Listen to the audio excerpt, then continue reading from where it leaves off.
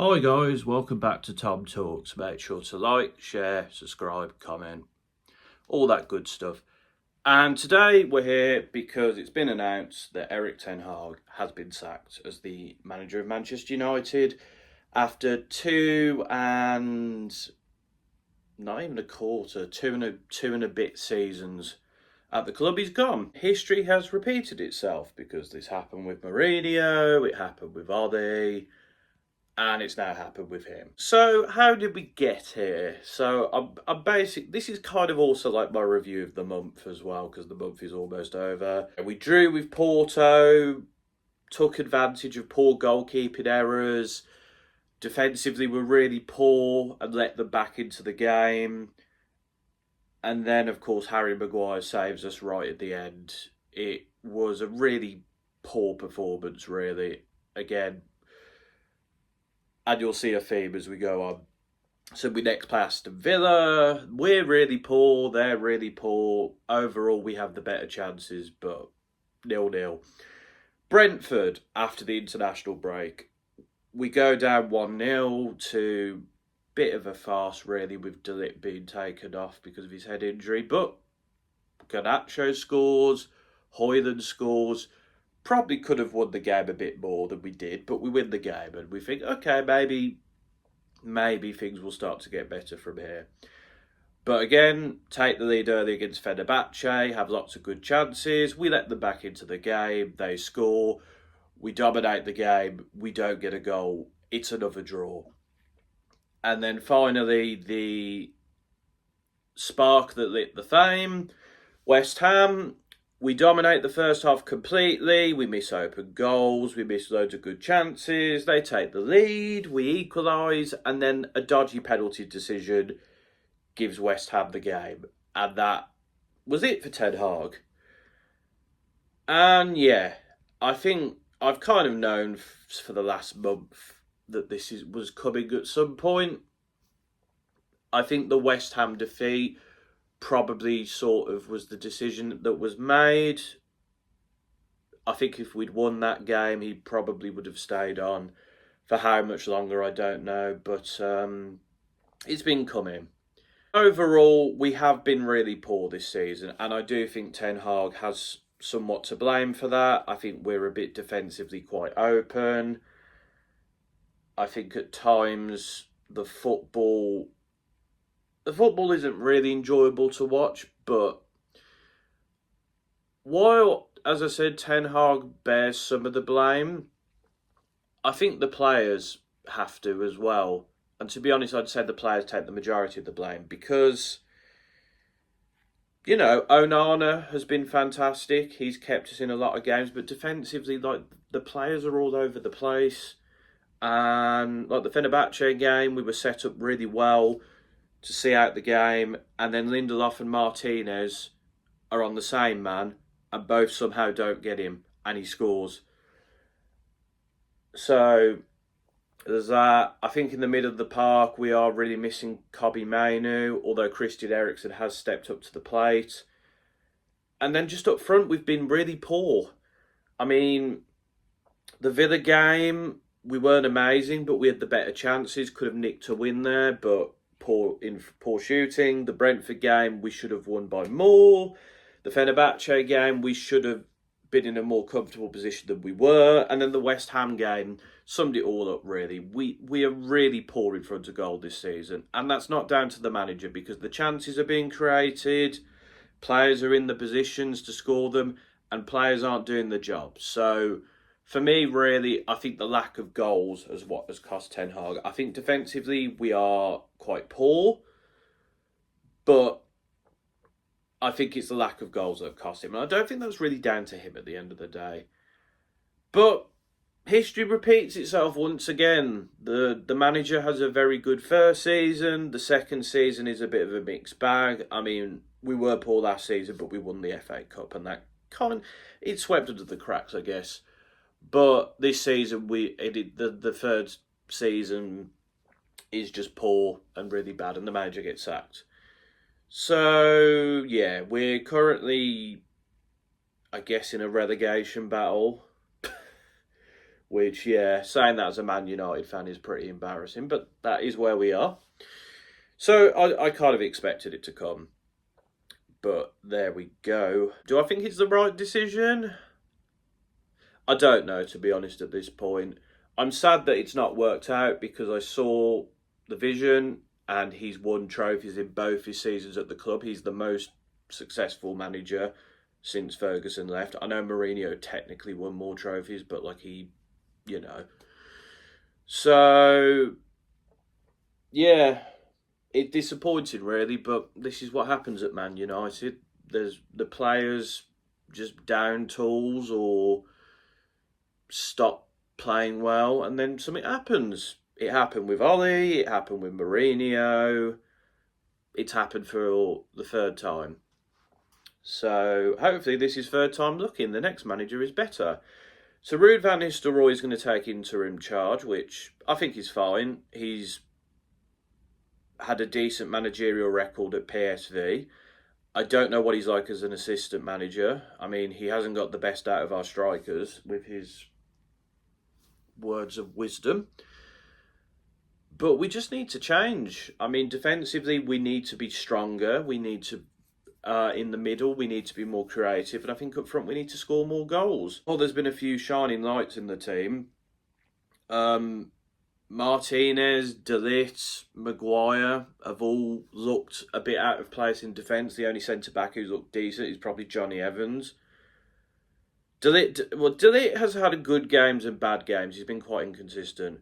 Mazwari has been good for the most part, but Dalot has been really inconsistent as well. Casemiro probably should have been sold in the summer. He has his moments, but yeah. Agati hasn't settled in quite yet. I think he needs to quickly. Bruno has been quite poor this season. Rashford has been a mixed bag. Garnacho is a mixed bag and he's quite greedy at times. Højlund hasn't quite adapted yet. Xerxes is getting there, but I think he's more of a creative player than he is a goal scorer. Diallo's not been given much game time. Anthony has been continuously poor. Yeah, it's just there's the Onana, Eriksson, Johnny Evans, I guess. Garnacho on his day have probably been the highlights, and the rest have been mediocre to not great. So there we go. For the next month, we've got Leicester in the Cup, we got Chelsea in the Prem, we got PAOK in the Europa League, we got Leicester again in the league, Ipswich in the league, and then Bodo Glimt in the Europa League. Realistically, the hardest of those games is obviously Chelsea. I would be very surprised to see the players turn up in that game. If they do, then that's a sign that they wanted to get rid of the manager, but the way they've been performing has been really poor in front of goal. The rest of the games we should be winning really, whether we win is another thing. Thanks, Erik ten Hag. You got us some trophies, some memorable moments. It's just a shame that once again the players have decided that they don't want to perform. But it is what it is. So, we will look to the potential managers and what I think. And this is based on a list that I saw on BBC Sport. So feel free to throw other names in there. Ruben Amorim, I think, would be quite a decent choice. 2 Portuguese titles, 3 Portuguese cups. He's won some Portuguese Super Cups as well. Hasn't got an amazing record in Europe though, but he's a decent manager. I'd say he's in the Ten Hag vein of somebody who's done well in one of the lesser leagues. Like the Portuguese league is competitive, but it's not like, it's not the Prem, La Liga, Serie A, etc. I think he's got a decent philosophy. His style of football is good. But getting him out of Sporting Lisbon, I imagine, will be hard, especially after the whole thing with West Ham and Liverpool last summer. Roberto De Zerbi, no, he's doing a decent job at Marseille. He did an okay job at Brighton, but I just don't think he's good enough to be the manager of Manchester United and has only won a Ukrainian Super Cup in his career. I think we need a manager who's won titles and cups at a decent level. Thomas Frank, I think he's an okay manager, but again, not much experience of winning trophies, and I just don't think he's good enough. Simone Inzaghi, I think, would probably be the best choice in my opinion. He's won Serie A last year, of course. He's won 3 Coppa Italias, 5 Italian Super Cups, and he, of course, took Inter Milan to the final. He's played with Onana before, knows how to get the best out of him. I think he is the ideal choice, and but I don't see that happening till the end of the season. And similarly, Ruben Amorim has worked with Agati before, so I think he would be good potentially to get the best out of Agati. Kieran McKenna, I think, is a manager who needs a bit more time. He's had a meh sort of start with Ipswich. He's got them playing decent football and getting involved, but he needs more time. Graham Potter, just no. Like, he did a semi-decent job at Brighton. He won trophies in Sweden, but he was awful at Chelsea. And I don't think it would work out, so I don't want Graham Potter. Rude, I think we see how he does it in interim charge before we can make a decision there. Edin Terzic is... He's won a German Cup. He's got to a Champions League final. I don't think he's quite there. I think he is a decent manager and he'd do a good job. Somebody like Spurs or someone on Borussia Dortmund's level, a team who's like competing to get into the Champions League, maybe win a trophy here and there. But if United want to get back to a level where we're competing for the Prem, competing in Europe, I'm not quite sure he is the guy, but he's a decent manager. Xavi, he did okay at Barcelona, but I wonder if that's because of his love for the club. I'm not sure he'd do that well at United. And it's the same with Zidane. Zidane was amazing at Real Madrid, but I don't think he wants to come to United. And would it work at United with him not having any sort of link to the club and sort of caring about the club? I don't know. Carrick, again, he's not done amazingly at Middlesbrough. He's been all right, but I think he needs to get more experience. He did all right interim-wise when Ollie got sacked, but he needs time. Gareth Southgate, absolutely not. The man is allergic to winning trophies. He's I don't want to say a specialist in failure because he's the best England manager since Alf Ramsey, but he's not a winner, so no. And then finally, I've seen people say Mass Allegri.